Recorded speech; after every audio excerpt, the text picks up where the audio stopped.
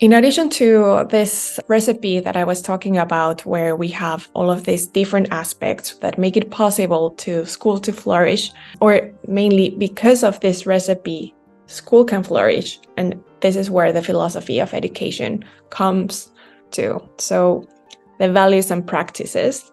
Some of the main areas of the national core curricula, the Finnish core curricula, that has in their introduction 4 big aspects, and I think they tell a lot about the philosophy. So the core curricula starts with the paragraph on the fact that every student is unique and has the right to quality education. Children have the right to develop fully, the right to belong to a community, and education helps develop their identity. And basic education sets the foundations for lifelong learning.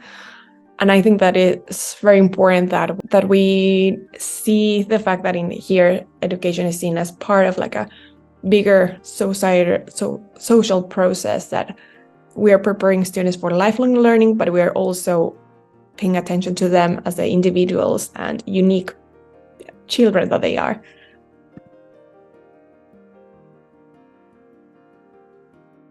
The second aspect in the national core curricula mentions humanity, civic education, equity, and democracy. So this brings a sense of commitment to social aspects in the Finnish society. So education helps students strive for what is good, true, and beautiful, as well as justice and peace. Education supports students' ethics. Basic education is built around respecting life and human rights. Education supports economic, social, regional, and gender equity. And schools should not be used for commercial purposes. This is also all part of the national core curricula. And I think that it's beautiful that it also mentions these things about like how we are supporting students to promote human rights, to strive for equity, and that school is for equity and not for commercial purposes.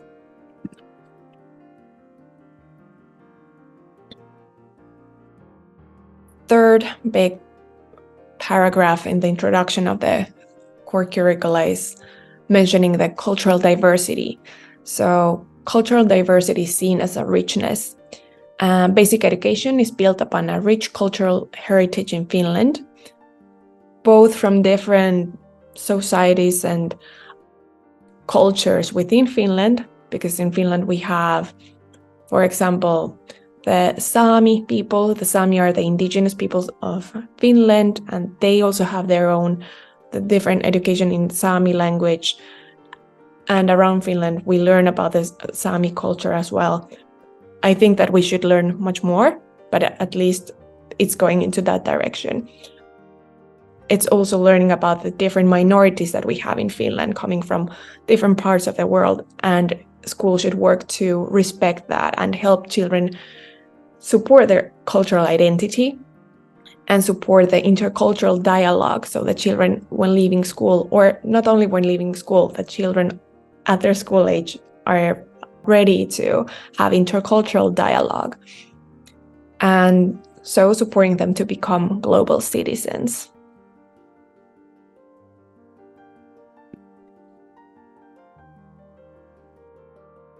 A fourth aspect that is crucial is the fact that we talk about sustainability in the national core curricula, and it says that sustainable life is necessary. In here, it mentions that humans are part of nature and we are dependent on the ecosystem, and that's why eco-social education creates a base for a sustainable lifestyle. Basic education supports critical thinking about responsible consumption and production, and it supports thinking for a sustainable future. And these are all themes that are very present in the different books that we use in schools, in the different lessons.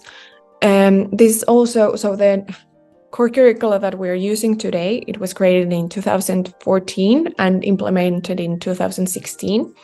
So these are also like the themes that were like the most important back then. It'll be interesting to see how they are strengthened in the next core curricula updates. I do not really know when there will be any updates, but I think that the ones that are in there are very, very relevant to education nowadays.